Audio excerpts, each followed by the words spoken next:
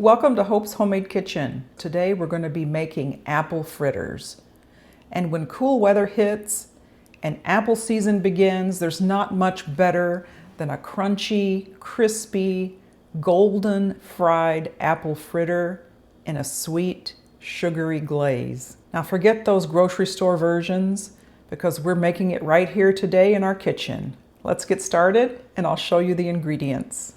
The ingredients for the apple fritters are all-purpose flour, granulated sugar, 2 eggs, butter, cinnamon, nutmeg, salt, baking powder, powdered sugar, milk, vanilla, Honeycrisp apples, canola or vegetable oil, and I'll also be using an instant read thermometer to test the temperature of the oil, and I have a wire rack for draining the apple fritters once they're fried. Now to start off, you'll need at least 2 large Honeycrisp apples, or you could use Granny Smith. My apples are a little bit small, so I'm going to use 3 today. We'll just need to peel them and chop them into relatively small pieces. I'll show you about the size. And when you cook an apple fritter, when you fry them, the frying actually happens pretty quickly. Probably no more than 4 minutes, say 2 minutes or so on each side at 350 degrees. And since the frying is so quick, I'm going to pre-cook my apples just a little bit so we're not like biting into a crunchy raw apple. I kind of like my apples a little bit softer.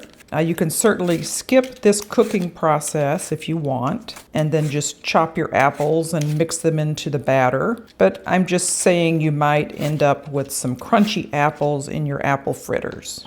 So I'm going for about that size. Now they don't all have to be, exactly the same size, but just something where you're not going to be biting down into a big crunchy apple, unless that's what you like, and then don't even cook them. And when you fry these up, these kind of remind me of those bear claws that you get in the donut shops, but they have so much flavor. And I'm always looking for new apple desserts. I love apples, especially this time of year. So into the apples, I'm going to be adding 2 tablespoons of sugar, 1/4 teaspoon of cinnamon, and I'm not even going to measure, just going to do a dash of vanilla. Give that a good stir. And then we're going to cook these for a few minutes in butter in a nonstick skillet until they soften up. So I'm thinking somewhere between, say, 5 to 7 minutes should be plenty.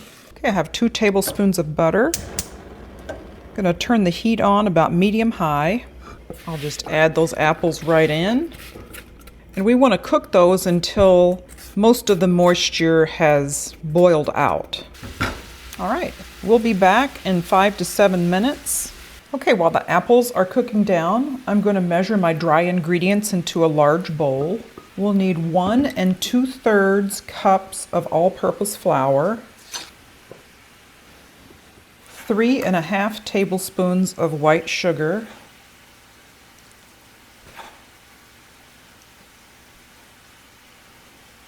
2½ teaspoons of baking powder,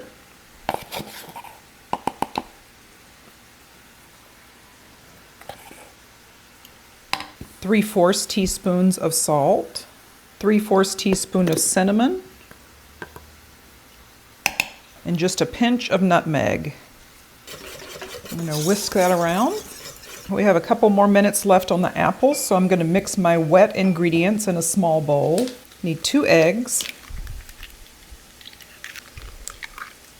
2 teaspoons of vanilla, a 1/2 cup of milk, and I need to melt 2 tablespoons of butter in the microwave. We'll let that cool a little bit. The apples have actually begun to caramelize a little bit, and they've cooked for about 7 minutes, so I'm going to turn the heat off. Don't those look so good? Could eat them just like that over a bowl of ice cream.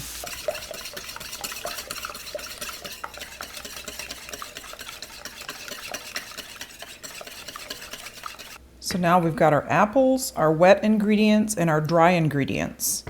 And we really want to just add them kind of all at once and mix them, because you really only want to mix them once. You don't want to over mix this batter. Add my wet ingredients. And then I'm going to add the apples in. You really just want to do a folding. And you want more of a thicker, it's thicker than a pancake batter, but not as thick as cookie batter. So somewhere in between there would be this perfect consistency for frying. All right, that's mixed up just well enough. So in this iron skillet, I have 2 cups of canola oil, and I'm heating it on pretty high heat, and I want to get it to 350 degrees, or maybe just a little bit above it, and then I'll start putting in the fritters, and it'll bring down the temperature to 350 degrees.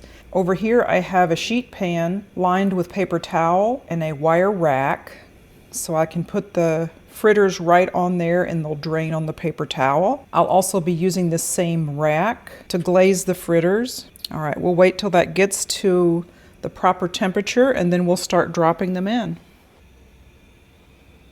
Okay, I think we're about there. Let's see if I can get these about right.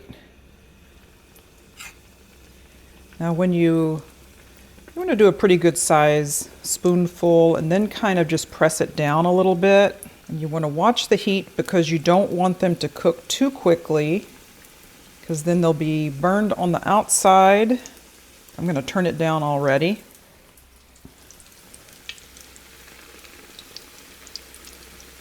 So it happens pretty quickly. You only need 3 to 4 minutes total. Hopefully that's not too high a heat. I guess we'll see.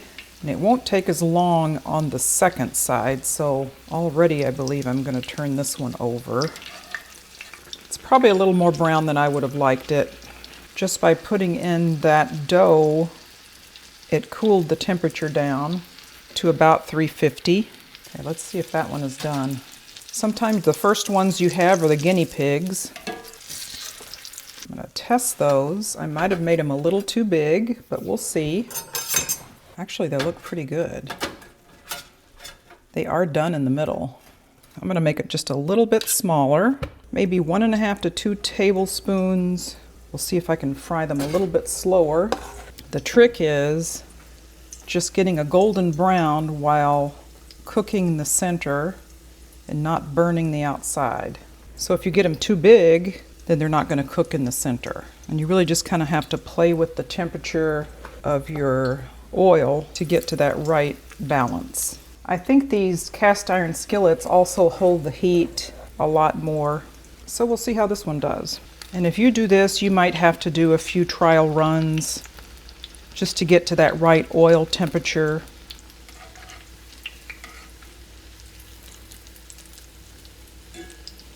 That's a pretty good color there.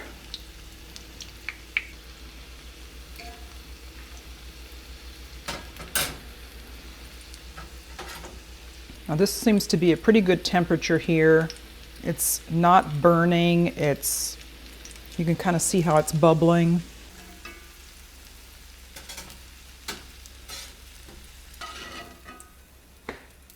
Okay, I think those were good sizes. The trick is to kind of press them down a little bit, so flatten them up as much as you can.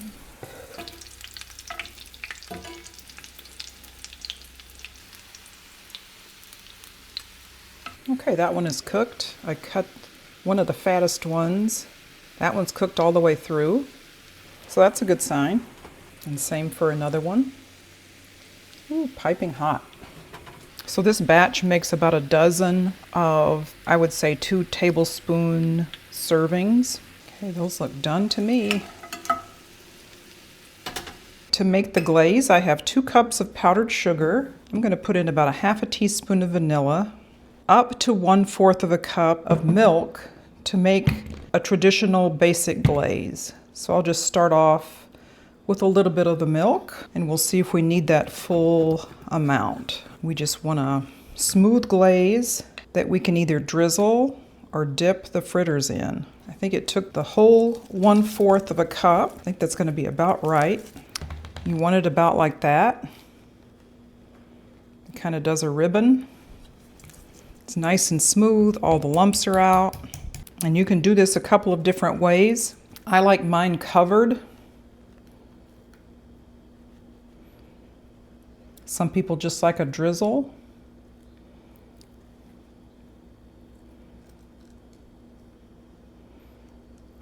So I'll show you that both ways. You can also do a drizzle like that.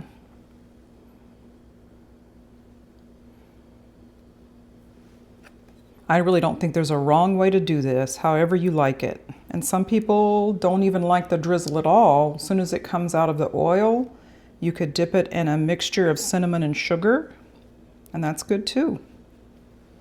You really kind of have to get your hands in there. And what I like about this is after it sits a while, it kind of forms a sugar shell on there. If you have a favorite apple dessert, comment down below and let me know what it is. I really like apple pies, apple crisp. These are wonderful for breakfast, to have with coffee, just as a little snack. They're really just like a special treat, especially if you don't do too much of the fried foods. It's okay every once in a while. Okay, there we go. Okay, now for a taste test of the apple fritters. The warm apple cinnamon spice, the crispy crunch from it being fried, and then the sweetness of the icing over it. It's really, really good. It's certainly better than anything you would get in the bakery section of the grocery store, and you can say you made it yourself. Thank you so much for joining me again here on Hope's Homemade Kitchen. If you haven't done so already, please consider subscribing to my channel, hit the bell for notification of more videos, and share it with your friends. Comment down below on your favorite apple dessert. We'll see you next time.